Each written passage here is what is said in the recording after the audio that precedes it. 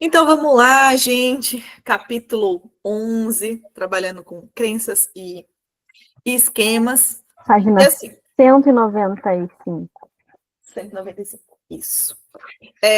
Então, vamos lá, gente. Assim, algumas cognições, como vocês provavelmente sabem, são mais difíceis da gente trabalhar do que outras cognições. E essas cognições mais difíceis, geralmente são as famosas crenças centrais ou crenças nucleares.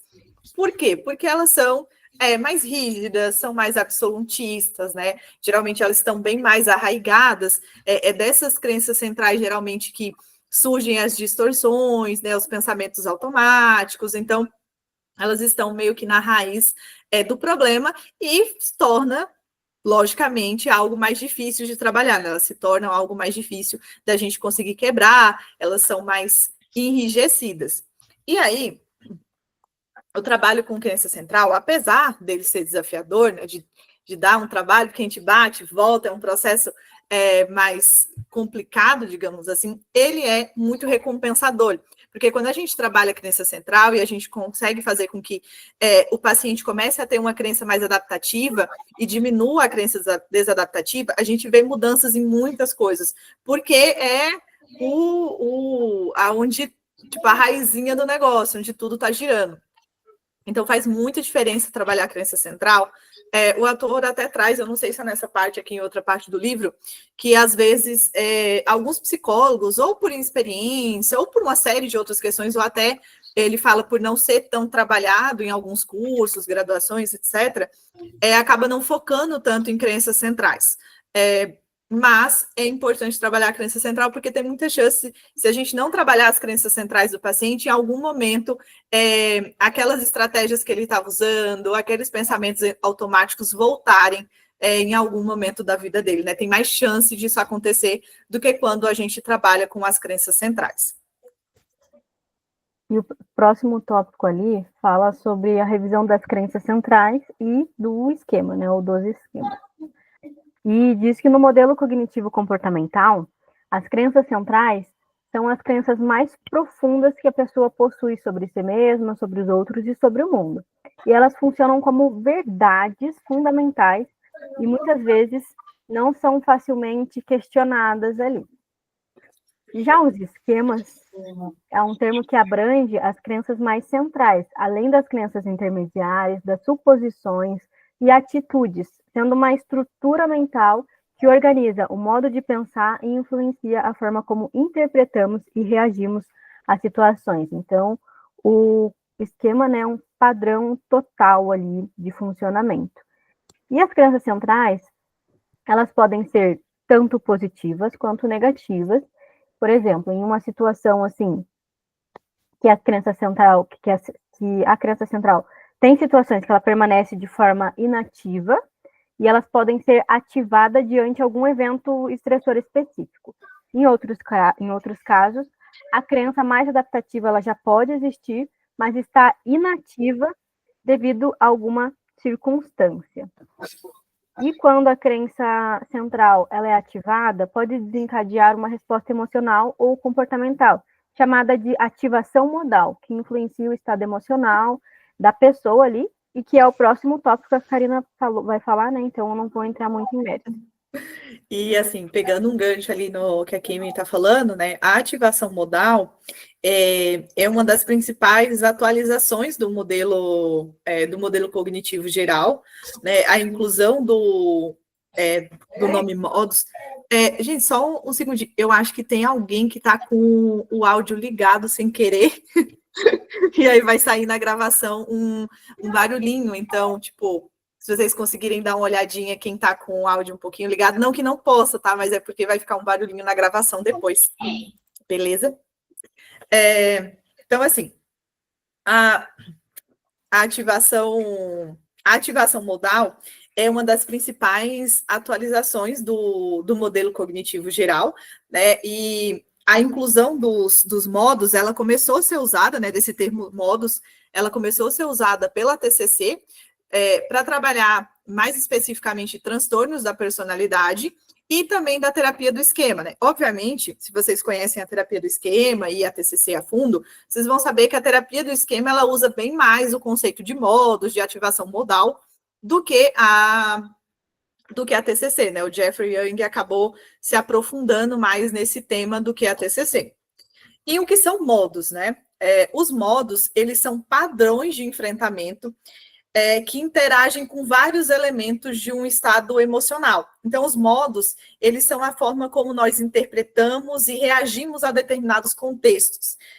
São estados emocionais, respostas de enfrentamento, que aí pode ser tanto adaptativo como desadaptativo. Então, assim, os modos, eles são estados ativos em situações momentâneas. Como assim? Deixa eu dar uma destrinchada, porque quem não sabe o conceito de modo dá uma confusão. Então, assim, modos, quando a gente passa por uma situação e a gente tem uma emoção intensa, alguns dos nossos modos de enfrentamento podem ser ativados. Esses modos de enfrentamento, o Jeffrey Young deu alguns nomes para eles, né? Nomeou alguns desses modos de enfrentamento, que é justamente a forma que a gente lida com a situação. Então, a gente vai lá e está numa situação onde a gente acredita que foi rejeitado, né? E aí a gente começa a sentir muita insegurança e ativa o nosso modo, por exemplo, criança vulnerável, né? Que é um dos modos trazido ali pelo Jeffrey Young. Então, esse modo criança vulnerável, quando a pessoa se sente insegura, rejeitada, ou porque realmente algo aconteceu, ou porque ela interpretou uma situação como rejeição, como abandono, possivelmente porque na infância ali ela teve um apego um pouco mais inseguro, né? Teve um apego, às vezes, até um pouco mais negligente, de certa forma, e ela criou esse modo de enfrentar situações que a criança é vulnerável. E como seria esse modo? Por exemplo, quando ela se sentir rejeitada e tiver sentimentos de insegurança, ela pode agir de acordo, por exemplo, com esses sentimentos dela, com esses medos dela, e ela se tornar pegajosa, ela ir muito atrás dessa pessoa, sei lá, vamos supor, você mandou uma mensagem para a pessoa, demorou 5 minutos, ela não respondeu. Né? Se essa pessoa trabalha com esse modo, provavelmente ela vai mandar 200 mensagens, né? O que está acontecendo? Você não quer mais ficar comigo? Enfim. Claro, obviamente, gente, ela também pode hipercompensar e também pode evitar. Não vou falar de todos eles para a gente não se alongar muito, porque é algo que nem é aprofundado no capítulo, mas se vocês tiverem curiosidade de saber um pouquinho mais, dá para vocês lerem esse livrinho aqui. Peraí, deixa eu pegar ele. Ai, meu Deus. Que é o de terapia do esquema do Jeffrey Young, que aí ele se aprofunda mais no conceito de modo. Então, aí vai ser mais legal se vocês quiserem se aprofundar, mas só para vocês entenderem modo, geralmente é a forma que a gente enfrenta as situações, certo? E aí que pode ser tanto de acordo com o esquema, ou seja, consistente com o esquema, pode ser evitativo e pode ser supercompensatório. Eu trouxe o exemplo do modo criança vulnerável, mas o Jeffrey ele traz diversos outros modos, tá? Então, depois, se vocês quiserem, deem uma olhadinha lá nesse livro, que ele traz um pouquinho mais a fundo. Enfim, para a gente conseguir enquadrar uma crença central, às vezes a gente precisa entender também a resposta modal, porque às vezes, através da resposta modal, a gente consegue também ter uma ideia de qual é a crença dessa pessoa, né? Vamos supor, pegando ali o exemplo do criança vulnerável, né? Uma pessoa que está sempre em busca de aprovação, que se sente muito, muito mal diante de qualquer desaprovação, enfim, dá para acender uma lanterninha do tipo, cara, olha o jeito que essa pessoa enfrenta as situações, né? Ela, tipo, atrasa 5 minutos lá o recebimento de uma mensagem e ela está insistindo ali muito, mandando mensagem, chorando, questionando porque essa pessoa não está respondendo ela, enfim. E aí é uma direção, às vezes, para a gente conseguir saber qual é a crença central desse paciente, enfim. Então, gente, em resumo, se vocês querem saber um pouquinho mais sobre modo, dá para vocês darem uma lidinha nesse livro, enfim, porque ele é bem legal e aí ele se aprofunda bem mais, porque não é uma crítica, mas esse livro ele acaba não se aprofundando tanto no conceito. Então, é isso. Acho que até porque não é o objetivo do livro, né? Uhum. Eu acho que também, para entender a questão do modus, não sei, eu adorava na faculdade psicologia forense. E quando a gente assiste série criminal, né, baseadas em fatos reais, assim, eles descobrem o modus operandi do criminoso, né? Então, às vezes, pensar no modus dessa forma, o padrão de funcionamento, padrão de operação, padrão operacional do cliente. Mas, enfim. O próximo tópico fala sobre quando mirar nas crenças centrais e no esquema, né? E fala que no processo de terapia, o terapeuta, ele geralmente inicia criando condições favoráveis para trabalhar essas crenças centrais e os esquemas, abordando, primeiro, a construção de confiança do cliente. Depois, o terapeuta ele segue trazendo uma contextualização, uma conceitualização compartilhada da situação, onde ambos compreendem o que está sendo trabalhado, qual crença que vai ser abordada. Em seguida, o terapeuta ele foca no ensino de habilidades de regulação emocional para que o cliente tolere melhor, né, a angústia ao lidar com as questões centrais ali. Então, primeiro, a estratégia de regulação emocional para conseguir suportar, tolerar o desconforto. Ensinar desconforto construtivo.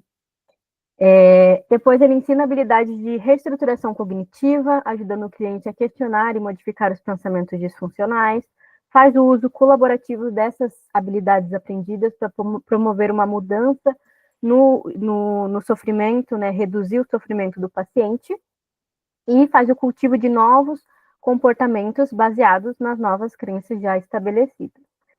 E é importante destacar que nem todos os clientes precisam ou querem trabalhar diretamente em crenças centrais. E muitos eles se satisfazem só com as etapas anteriores de estratégia de regulação emocional, de reestruturação cognitiva, mas não precisa necessariamente trabalhar na crença. No entanto, o trabalho com as crenças centrais é mais profundo e geralmente aborda situações que são previamente evitadas, historicamente evitadas pelos pacientes. Isso pode exigir que a gente tenha um tempo maior de terapia quando a gente foca nas crenças, né? Então, o processo é um pouco mais longo e demorado quando foca nas crenças mais enraizadas. E, assim, quando a gente vai trabalhar as crenças centrais dos nossos pacientes, uma coisa que pode acontecer é, tipo, ele está evoluindo, enfim, evoluiu em vários pontos, e quando a gente começa a mexer na crença, às vezes até o que o autor traz é que, tipo assim, ele começa a ver as coisas que ele ainda não conseguiu trabalhar, então, ele já viu todas as coisas, né, tipo, que ele conseguiu, mas a partir do momento que começa a trabalhar com a crença, às vezes ele tem essa ideia do tipo, meu Deus, ainda falta tudo isso para eu conseguir avançar, eu já achei que eu tinha avançado tanto, até porque a crença ela é mais difícil da gente, ela é menos maleável, né, do que os pensamentos automáticos, então acaba realmente sendo mais difícil, até porque o paciente, provavelmente vocês já escutaram isso, eu escuto com muita frequência, tipo assim, Karina, eu sei que esse é o jeito mais racional de pensar, porém, eu continuo agindo de outra forma e ainda parece que de alguma forma isso aqui é verdade, mesmo eu sabendo que não é, né? Então, isso é um pouquinho trabalhoso, e o que acontece? Geralmente, trabalhar com crença central também tende a ser muito doloroso em alguns casos. E aí é importante pontuar para o nosso paciente que se tivesse um jeito menos doloroso de fazer aquilo, a gente faria, né? A gente trabalha com crença e às vezes fazendo com que o paciente tenha alguns comportamentos que para ele, em alguns casos, é desconfortável, né? Fique batendo ali numa teclinha que às vezes é um pouco dolorosa de bater. Mas é importante que a gente fale para o nosso paciente que a gente está fazendo aquilo porque é necessário. Né? Tem uma coisa que eu sempre falo para os meus pacientes, que terapia, às vezes, é similar ao tratamento para queimadura. Né? Quando você se queima, para aquilo não infeccionar, né? Para aquela queimadura não infeccionar, você tem que ir lá, lavar, em alguns casos você tem que limpar aquela região, e isso é extremamente doloroso. Só que se você não fizer esse tratamento para queimadura, né, se você não cuidar dessa ferida ali que tá aberta, tem muita chance de você infeccionar e de você ter problemas futuros. Né? Às vezes a terapia ela funciona de uma forma um pouco parecida. Né? É um tratamento que é doloroso, mas que no final faz com que aquilo que estava doendo bastante seja cicatrizado de alguma maneira, mas até que isso aconteça, envolve um processo que é um pouquinho doloroso, porém necessário, geralmente. É importante que o nosso paciente tenha consciência disso e saiba que a gente não está fazendo isso só porque, sei lá, né, quer abrir um monte de caixinhas ali e machucar ele de alguma forma, enfim. E é bem bonito de ver também, né? Às vezes, eu até, quando eu vou voltar na linha do tempo e pegar usar essa estratégia de linha do tempo para entrar em uma caixinha, como diz a Karina, eu falo assim, a gente vai pegar no que está machucando, mas a gente vai tratar até que cicatrize. Então, agora você está olhando e está doendo. Só que daqui a um tempo você vai olhar, você vai saber que isso aconteceu, a ferida vai estar ali, a ferida não, né? A cicatriz vai estar ali, mas ela já não vai doer mais, porque já está cicatrizado. Perfeito. E o próximo tópico fala sobre estratégias durante e entre as sessões. Então, fala basicamente que para a gente promover uma mudança nas crenças mais profundas dos pacientes, a gente precisa usar estratégias durante e entre as sessões também. Então, as estratégias aplicadas durante a sessão envolvem intervenções mais diretas, como o questionamento das crenças e a reestruturação cognitiva. Enquanto as estratégias entre as sessões geralmente incluem as tarefas de casa que a gente passa, né? E reflexões que o cliente realiza fora do consultório, sempre para reforçar o aprendizado. Então, a gente não pode passar uma atividade de casa totalmente desconexa do que foi falado. A gente primeiro trabalha em sessão e aí passa uma atividade de casa para reforçar o que foi aprendido.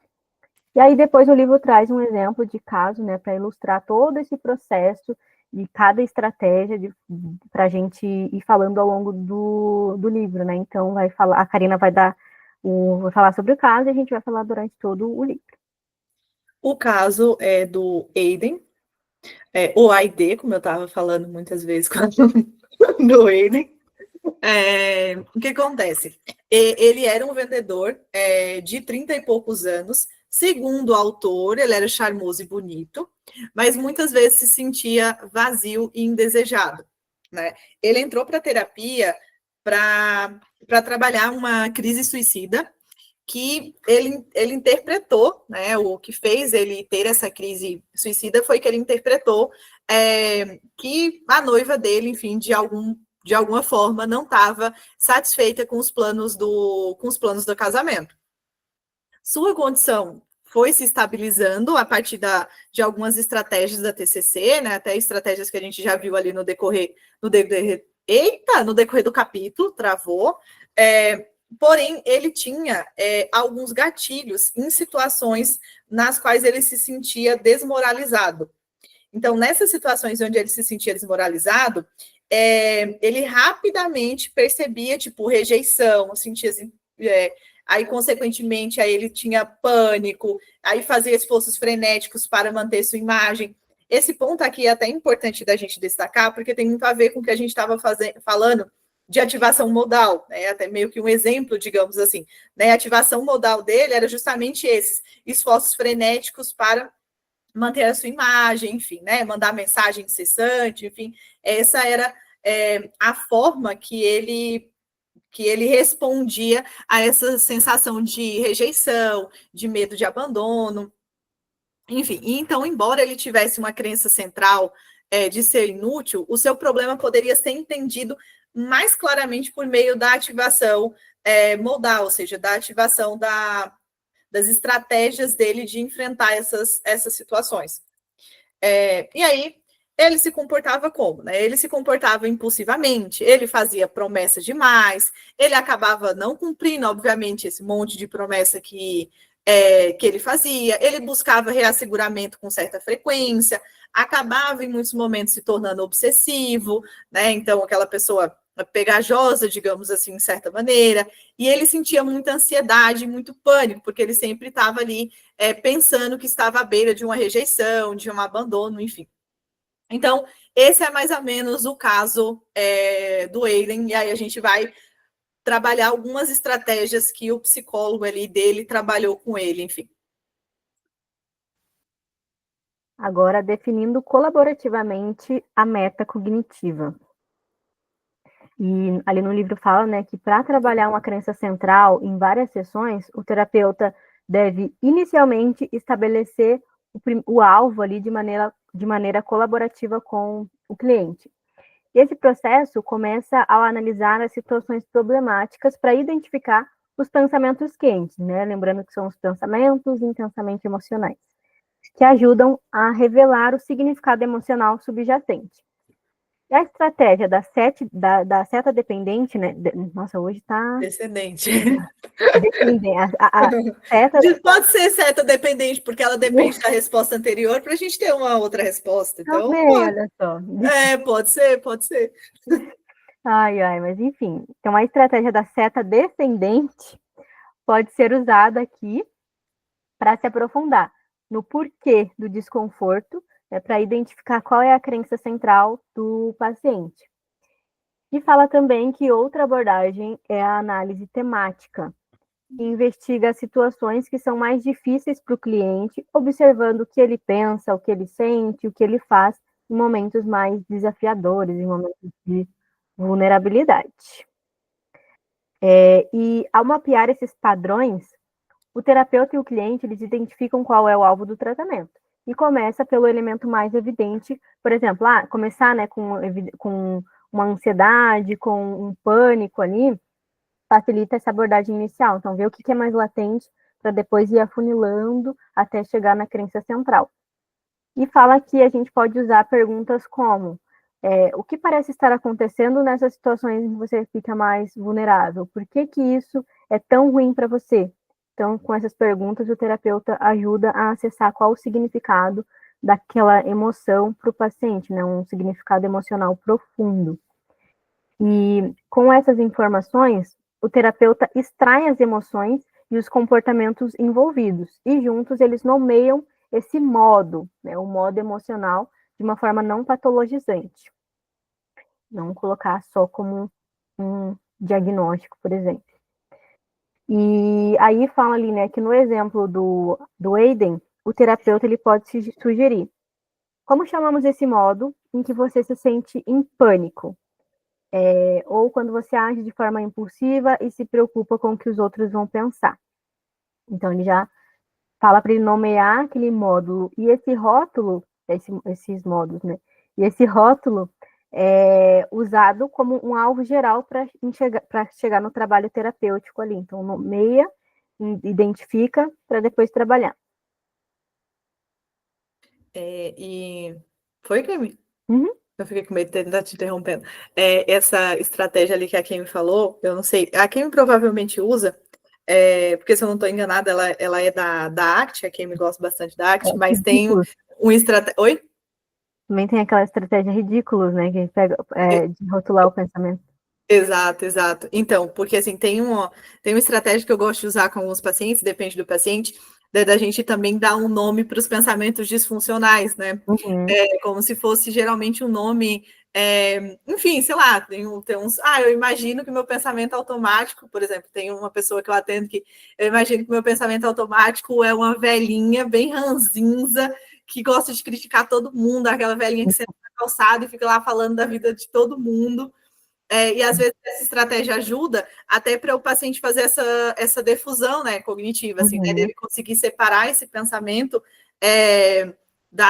dos fatos, assim, né, entender que é só um pensamento, não é exatamente um fato. E é uma estratégia que às vezes é bem divertida e para alguns pacientes é bem funcional. Assim.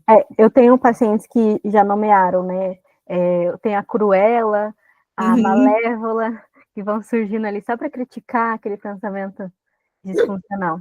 Essa que eu falei da senhorinha é a Gertrudes. Então, enfim, né? E às vezes é uma estratégia que é bem simples, de certa forma, mas às vezes é bem funcional. Mas voltando, e aí a gente tem algumas estratégias socráticas tradicionais. Né? Uma das estratégias né, socráticas que a gente foi conversando durante todo o capítulo também dá para ser usado para crença, né, segundo os autores, que é o foco em cognição-chave, compreensão fenomenológica, curiosidade colaborativa, resumo e síntese, que até teve um capítulo dedicado a cada um desses tópicos. que o autor traz que a gente também pode direcionar isso quando a gente vai trabalhar com crenças, né? Os capítulos acabaram direcionando mais para o uso em outras cognições, né, como distorções cognitivas, os pensamentos quentes, mas também dá para ser usado em certa medida para trabalharmos com crença central. Então, assim, é improvável, e obviamente vocês sabem disso, mas eu vou falar porque está ali no livro, é que em um único encontro a gente consiga trabalhar a crença central do nosso paciente. Né? Geralmente a gente trabalha quase tudo, e depois que está tudo bem organizado, a gente começa a trabalhar a crença central, até porque é bem mais fácil, porque aí já está. É como se ela tivesse um pouquinho mais mole, né? Ela tivesse deixado de ser tão rígida, ela está um pouquinho menos rígida. E aí, o objetivo, enfim, de quando a gente começa a trabalhar com crença central, logo no início, é da gente começar a mostrar para o nosso paciente, de algumas maneiras, que talvez aquela crença que ele tem não é 100% verdadeira, que talvez possa existir uma forma um pouquinho mais racional, uma forma um pouquinho mais adaptativa de funcionar. Porque aí já começa a acender uma lanterninha ali na cabeça dele. Nossa, será que esse jeito que eu estou pensando é o melhor? E aí também é sugerido pelos autores que a gente comece a rastrear situações aonde tem ativação modal, ou seja, quando sabe, às vezes, quando a gente nota que o paciente teve um comportamento muito desproporcional, de certa forma, a situação, né? Sei lá, caiu uma caneta, cara, o paciente derrubou a casa, assim, fica, cara, mas tem alguma coisa que não bate aqui, né? Então, às vezes, é uma forma da gente conseguindo investigar quais são as crenças, né? O que tem por trás disso, por que essa situação gerou toda essa ativação nele, né? Gerou todo esse desconforto. E o próximo tópico fala sobre a estratégia contínua, né? Que é uma técnica para reduzir um pouco a rigidez e o extremismo das crenças centrais, especialmente em casos de pensamento tudo ou nada, pensamento dicotômico, né? E esses pensamentos polarizados, eles intensificam ainda mais a resposta emocional e reforçam aquela crença negativa do paciente. Ou seja, o paciente ele interpreta qualquer falha parcial ali como uma confirmação da sua inutilidade. E no exemplo do Weiden, a crença central extrema dele era de ser inútil, que a crença dele de ser inútil geralmente o levava a se esforçar excessivamente para provar o seu valor. E quando esses esforços falhavam, de certo modo, ele via isso como uma prova da sua falta de valor. E usando o contínuo, o terapeuta ele ajudou o Weiden a perceber que o seu valor não é absoluto, ou seja, o fato de uma pessoa não perceber o seu valor não significa que seu valor, que você não tenha valor algum, né? Que ele seja inexistente. Outra pessoa pode ver um valor ali, né? Enfim. Então, essa aqui é a técnica contínua. Ou dá para utilizar ali, pegar a frase que o paciente falou, né? Ah, inútil. Mas o que é uma pessoa inútil para você? Ele fala, uma pessoa isso, isso, isso e aquilo. Né? Mas o que isso quer dizer para você? Isso, isso e aquilo. Daí ele vai ver que a definição de pessoa totalmente inútil não significa que que se enquadre nele, porque ele deixou de fazer uma tarefa, procrastinou uma coisa que, né, se enquadre em uma pessoa totalmente inútil. Exato, exato. E assim, a próxima estratégia é o imageamento mental. Nossa, esse nomezinho, por algum motivo, não é legal de falar. Nem todos os clientes, eles vão gostar, ou eles vão se dar bem, ou vão responder bem às técnicas de imagem mental. Porém, elas não deixam de ser muito boas, né? O autor até traz que ela tem de evidências, enfim, né, elas são poderosas, elas funcionam, porém nem todo paciente vai se adaptar a essa crença. Enfim, e aí, como é que funciona? Né? A gente cria uma visão ou imagem que seja consistente com a crença alternativa desse paciente, ou seja, com a crença mais funcional desse paciente. Então, se o paciente tem uma crença mal adaptativa, a gente vai criar uma imagem de uma crença mais funcional, de uma crença mais adaptativa para ajudar o cliente a mudar também a ativação modal deles. Como vocês viram, o livro, ele colocou a ativação modal e ele vai repetindo até o final. Então, assim, no caso do Aiden, por exemplo, para ilustrar, os autores queriam identificar algumas imagens. Eu falo os autores, porque eu não sei quem atendeu ele, tá? Então, queriam identificar algumas imagens que contrabalanceassem seus sentimentos frenéticos, ou seja, né, sua busca também ali por reasseguramento. E aí, ele respondeu bem a uma estratégia de imaginamento mental, né, que é uma estratégia de atenção plena, que é a imagem da constância de uma montanha. E como essa estratégia? Basicamente, essa técnica ela vai visar a gente desenvolver estabilidade emocional no nosso paciente e resiliência diante dos desafios. Então, a gente propõe, né, tem toda aquele guia de quando a gente vai fazer uma estratégia de atenção plena, né, de ficar em um lugar confortável, enfim. E a ideia é que o nosso paciente ele comece a se imaginar como uma montanha.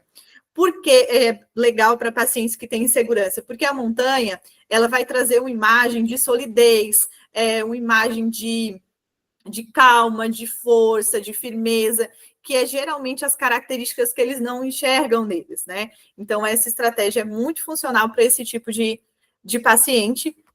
O livro não traz como é que, né? Mas, enfim, gente, é facinho de encontrar, tá? E aí, ele recebeu uma gravação de áudio para praticar o imaginamento mental. Então, enfim, aqueles áudiozinhos, provavelmente vocês já mandaram para o paciente de vocês, relaxamento muscular progressivo, enfim, né, escaneamento corporal. Essa é mais uma dessas estratégias, beleza? Só que aí consiste em visualizar uma montanha e se imaginar como uma montanha. Segundo os autores, ele respondeu bem a essa imagem, e ao doutor essa estratégia no dia a dia ali, e segundo quem escreveu o livro, foi bastante eficaz na hora de modular o comportamento do Aiden. E depois ele diz como criar um ciclo menos vicioso, né? Diz que as crenças influenciam expectativas, ações e a forma como percebemos os resultados dos nossos comportamentos, criando um ciclo que reforça essas crenças. Como a gente já falou, né? A profecia autorrealizadora, os vieses de confirmação que nós temos, né? Na terapia, o objetivo é interromper esse ciclo, ajudando o cliente a cultivar uma nova crença por meio de um comportamento que a reforce. Construir uma nova crença e depois de construir, fornecer comportamentos também que reforcem aquela crença. Então, aqui o terapeuta ele deve identificar quais são esses comportamentos que estão alinhados com essa nova crença e incentivar o cliente a praticar esses comportamentos para produzir um reforçamento, né? Então, para, na verdade, ir contra a crença central problemática ou nuclear ali, a gente coloca comportamentos opostos, digamos assim, para tentar modificar. E ao implementar esses novos comportamentos, o terapeuta e o cliente eles discutem quais são os obstáculos que podem surgir ali e aproveitam essas falhas como oportunidade para explorar novos pensamentos que dificultam as mudanças, né? Quais são esses pensamentos que dificultam as mudanças? E além disso, o cliente é ensinado a reconhecer quando a antiga resposta emocional é acionada e incentiva a dar uma nova resposta, mesmo com aquele pensamento disfuncional. Quando a crença antiga surge, ele tenta manter um comportamento para nova crença e não para a crença antiga.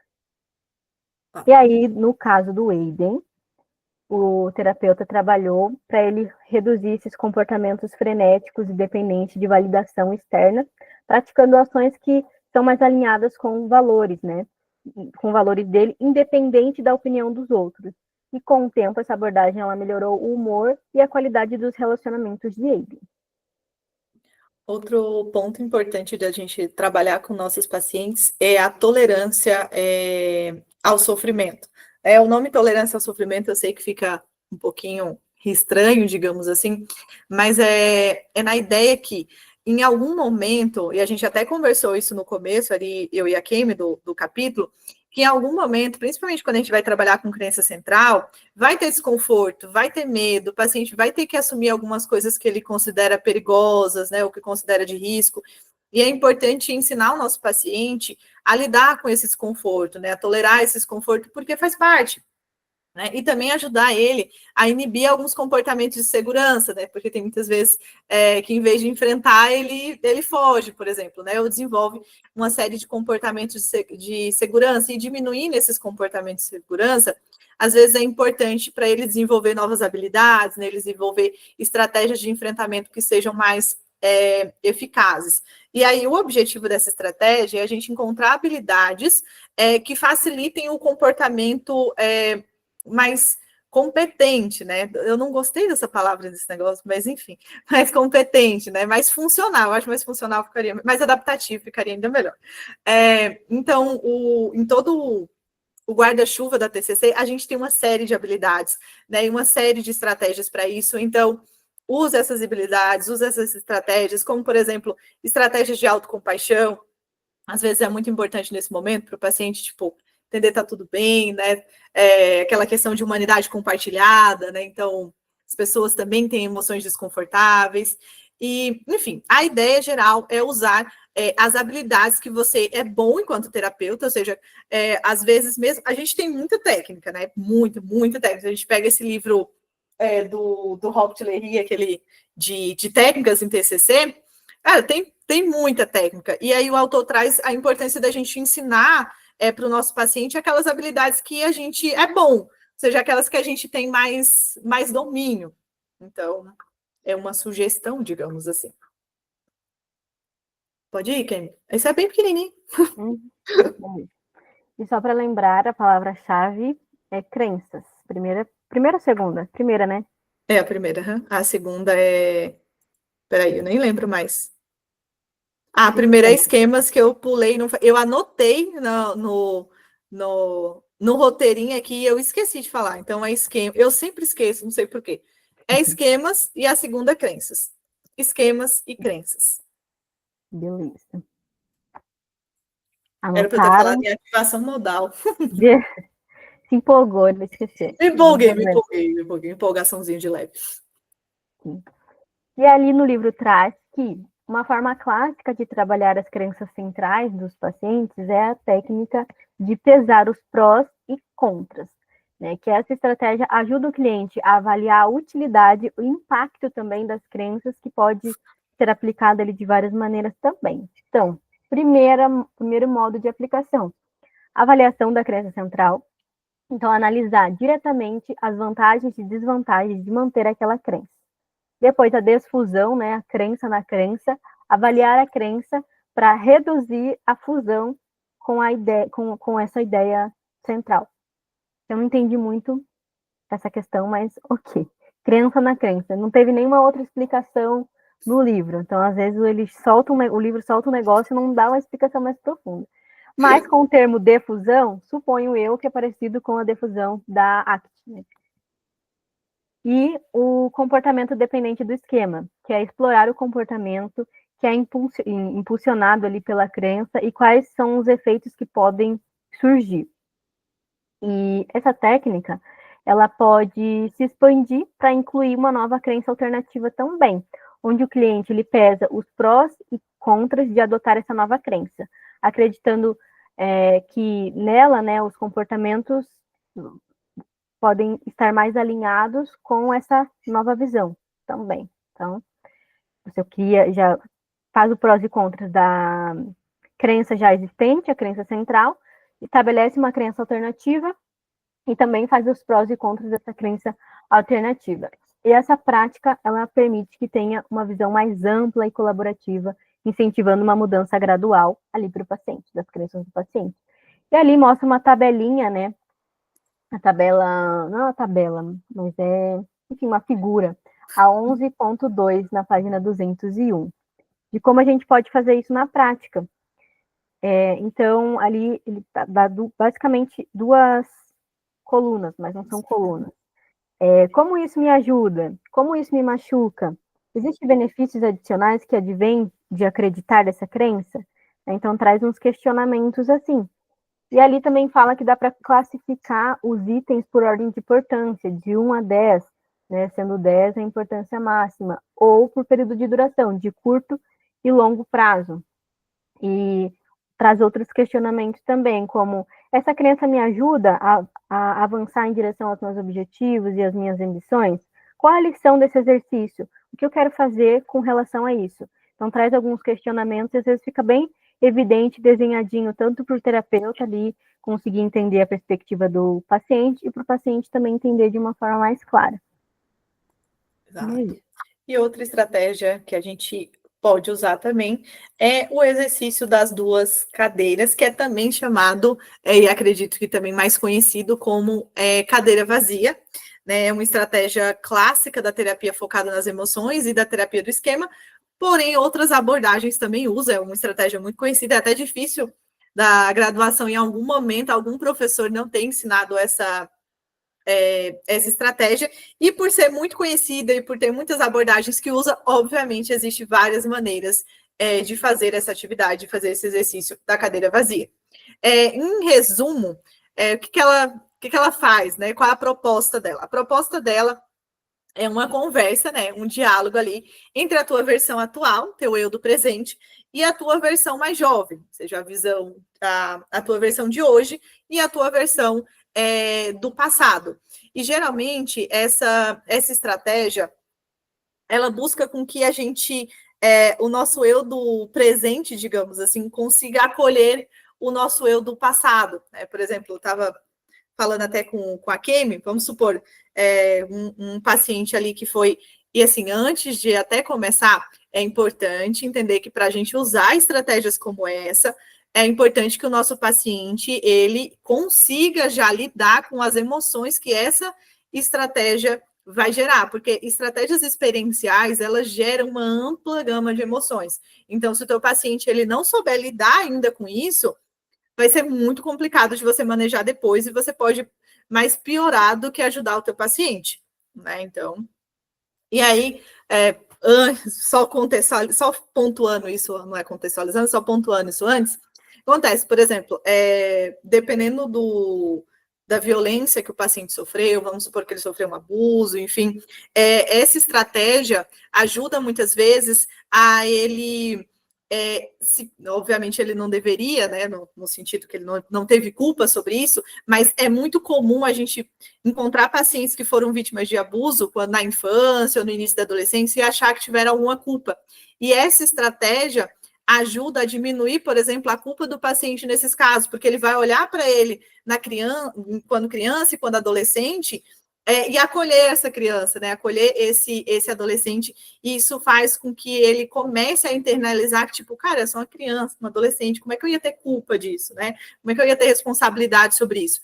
Então, esse exemplo é só para ilustrar um pouquinho para vocês entenderem como funciona. Então, fica ali o paciente fazendo os dois papéis, o papel dele criança ou adolescente, ou ele um pouco antes, e o papel dele agora. E aí, o autor traz que a questão-chave que deve ser abordada é o que você acha que precisava naquele momento, mas não conseguiu. Ou seja, o que você precisava ouvir, qual acolhimento que você precisava ter tido naquele momento, e a gente mesmo vai lá, né, volta um pouquinho no tempo, né? Imagina que voltou um pouquinho no tempo, e fala aquilo para a gente do passado, que era o que a gente precisava ouvir, enfim, naquele momento. Beleza? É uma estratégia bem legal. Confesso que eu não uso tanto, né? Até quem estava falando, uso mais o das cartas, que é que a Kimi vai falar daqui a pouco, mas é uma estratégia legal. Em alguns momentos é bem interessante de usar. Sim, eu acho que na faculdade a gente escuta bastante falar sobre essa técnica da cadeira, né? E cadeira vazia. E lá no início ainda, associação de palavras, essas mais. Né, mas a gente na prática a gente não usa tanto. Usa, pode usar? Pode.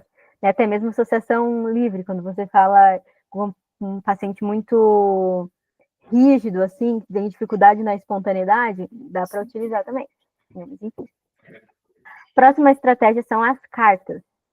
E ali diz que escrever cartas é uma alternativa ao exercício da cadeira ali, que costuma ser um pouco menos intenso emocionalmente, que pode facilitar para alguns clientes que se sentem desconfortáveis com esses confrontos diretos. E as cartas, elas podem ser destinadas ao eu mais jovem, às pessoas já falecidas, ou ao próprio eu do futuro.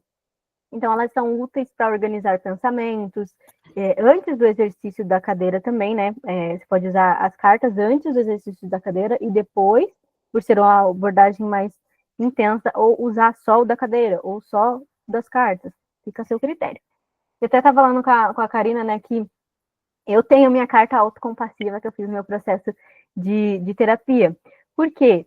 Não é uma regra, mas a maioria dos psicólogos que eu atendo, que eu convivo, né, são um pouco autocríticos ali, né? Ou tem uma sensação de insuficiência, se cobra muito, né? Tem uma cobrança intensa. Então, às vezes é bom a gente aplicar também técnicas que a gente aprende na atuação clínica em nós mesmos, né? Ou também ficar dentro do processo terapêutico, fazer as atividades de casa que as nossas terapeutas nos fazem.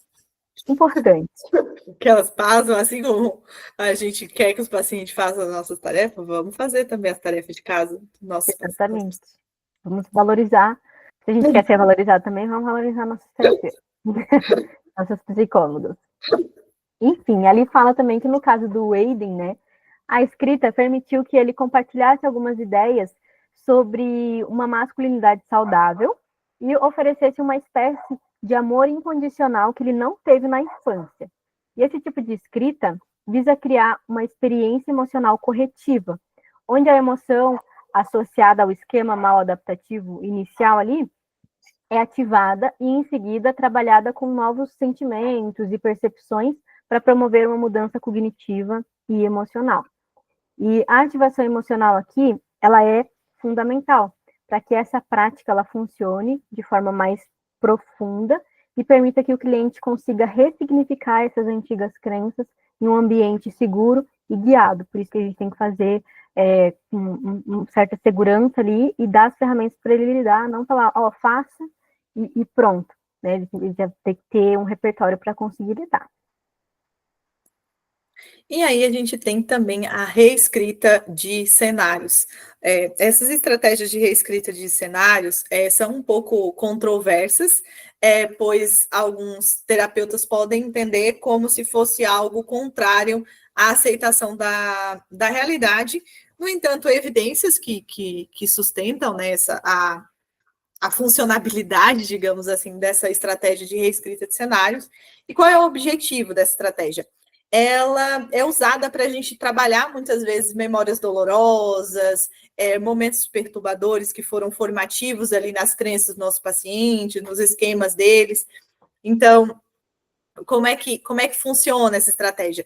Então, a gente vai pedir para o paciente ir escrevendo, enfim, dizendo uma situação que foi dolorosa, como aconteceu, então, enfim, eu estava no meu quarto, meu pai apareceu gritando comigo, enfim, né, para ele ir reescrevendo, né, para ele, nesse ponto ainda não está reescrevendo, né, para ele ir contando ou escrevendo a situação, como aquele evento doloroso aconteceu, e a gente vai ajudando ele a reinterpretar essas situações, essa situação. A gente vai reformulando aquilo, né? Vai olhando, vai tentando, trazendo uma resposta mais equilibrada, mais racional em alguns momentos, tentando enxergar aquilo de outra forma. Ou seja, existe essa situação que aconteceu, você interpretou dessa forma. Tinha outra forma de você interpretar essa situação, diferente daquela que você interpretou naquela época?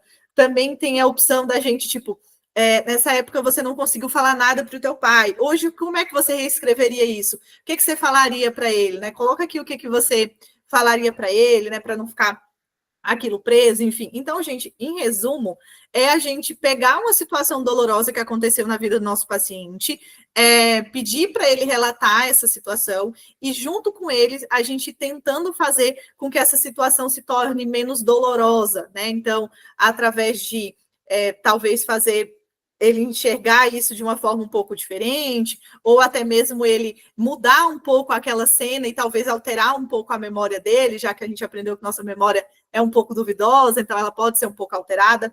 Então, enfim, é uma estratégia basicamente de mudança de memória, digamos assim, reinterpretação e mudança de memória, não totalmente, né? Mas dá uma quebrada, ajuda a dar uma quebrada, assim. Não é uma estratégia que eu uso com com frequência, na verdade, eu acho que se eu usei foi pouquíssimas vezes, assim, mas é uma estratégia bem legal.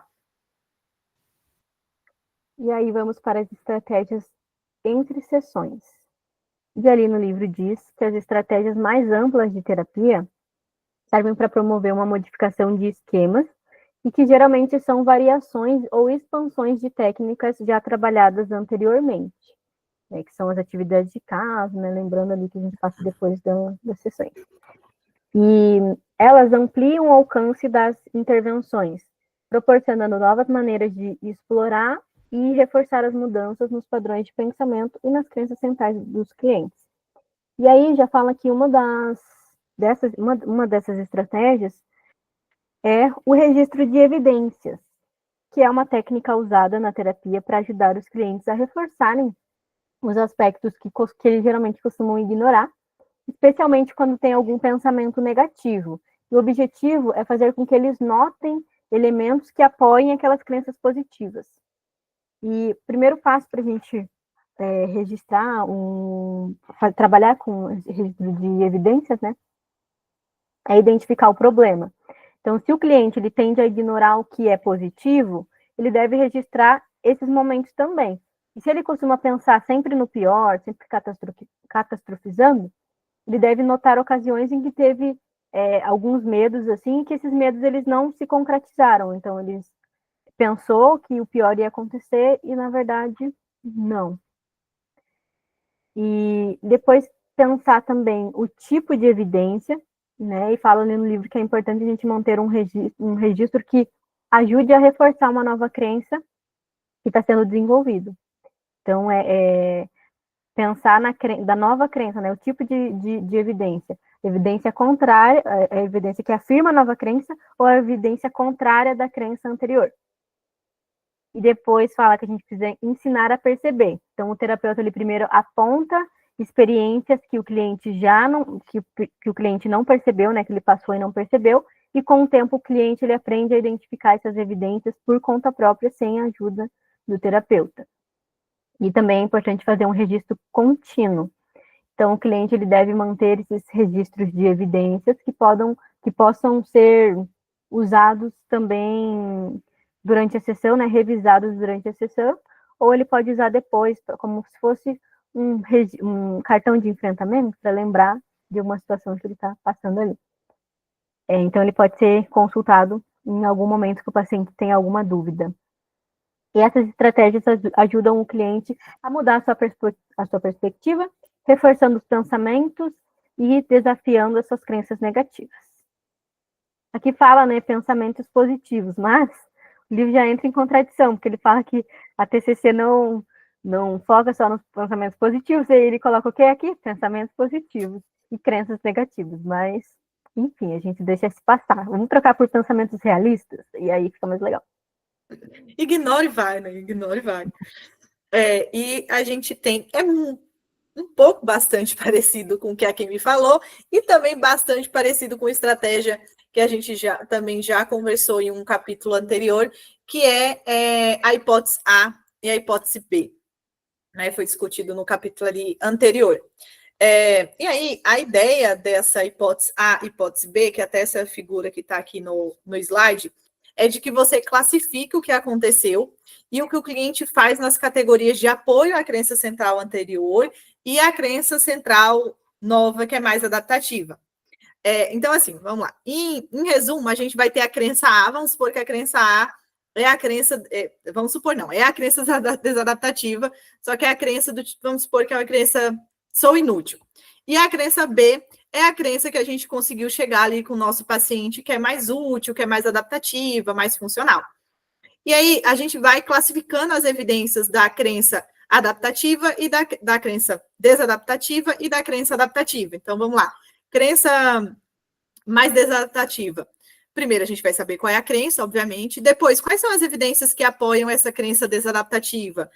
Quais são os resumos das evidências dessa crença desadaptativa? Qual é o resumo geral de todas as evidências dessa crença que é mais mal adaptativa? E aí, da crença B ou a crença mais adaptativa, a mesma coisa, ou seja, quais são as evidências que apoiam essa crença, quais são o resumo das evidências dessa crença. Enfim, então, é meio que uma misturinha do exame de evidências com as hipóteses A e B que a gente já tinha visto no capítulo anterior, e essa estratégia, obviamente, ajuda o paciente coletando mais evidências a favor da crença adaptativa e vendo que tem menos evidências que vão a favor da crença desadaptativa, para que aquela crença mais funcional comece a ser consolidada. É isso. Pequenininho. Depois vamos para reforçando o uso de habilidades. E a estratégia de reforço seletivo é uma parte bem importante do processo.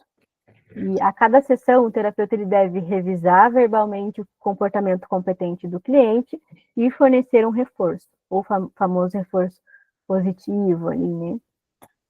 E às vezes, ali no livro fala que a conexão, somente a conexão do terapeuta e do cliente já pode ser um reforço mais forte que ele pode ter.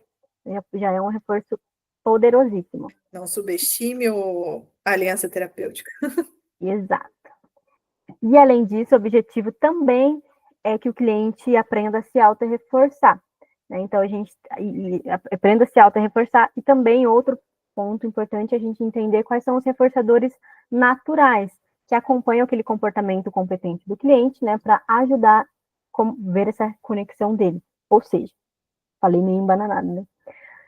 O terapeuta ajuda o cliente a perceber as recompensas que ele tem dos seus comportamentos positivos. Então, ele tem um comportamento positivo e, consequentemente, é reforçado por isso. Basicamente isso nessa parte.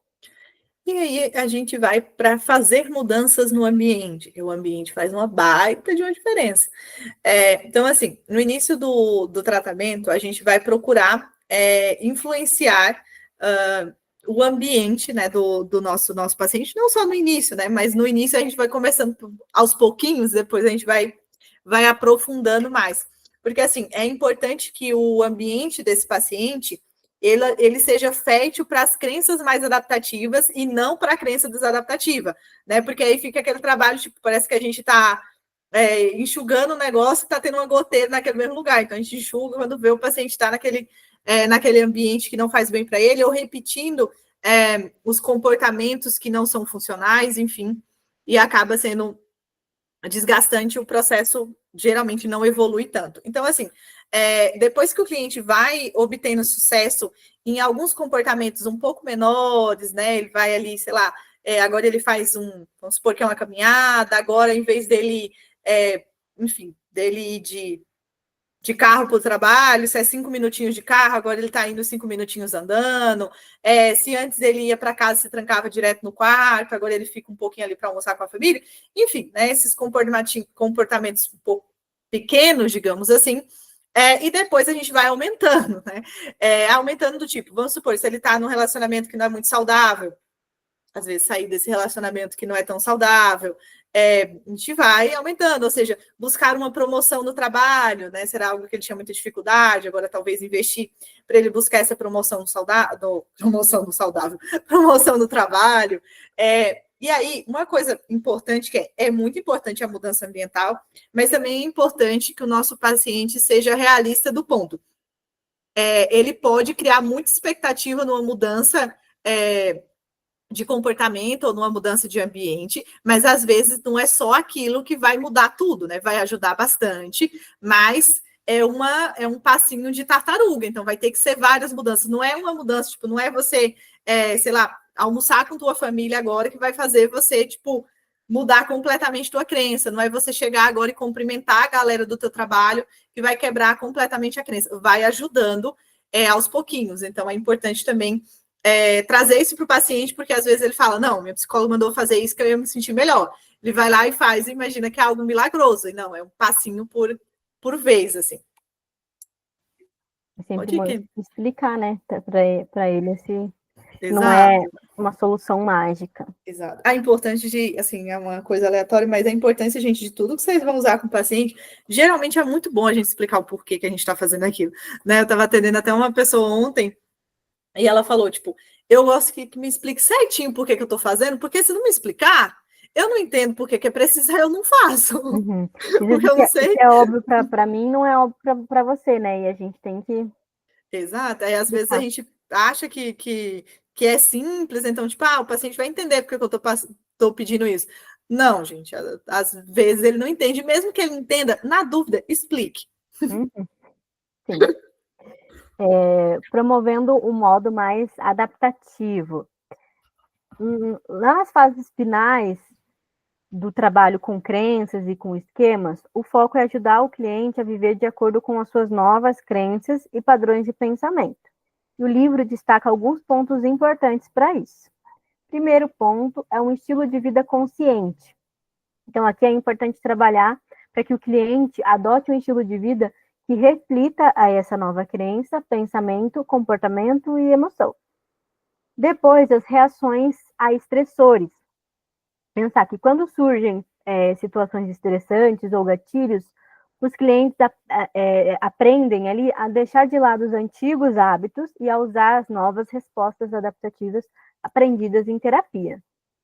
E o imaginamento mental também, que são estratégias de visualizar, uma versão, por exemplo, né, se você visualizar você sendo uma pessoa mais bem-sucedida, pode desenvolver novas respostas, né? Ajudam essas imaginações, essas imagens mentais, podem ajudar nessa nova resposta. Isso pode incluir imagens de experiências positivas, para reforçar também esse novo padrão.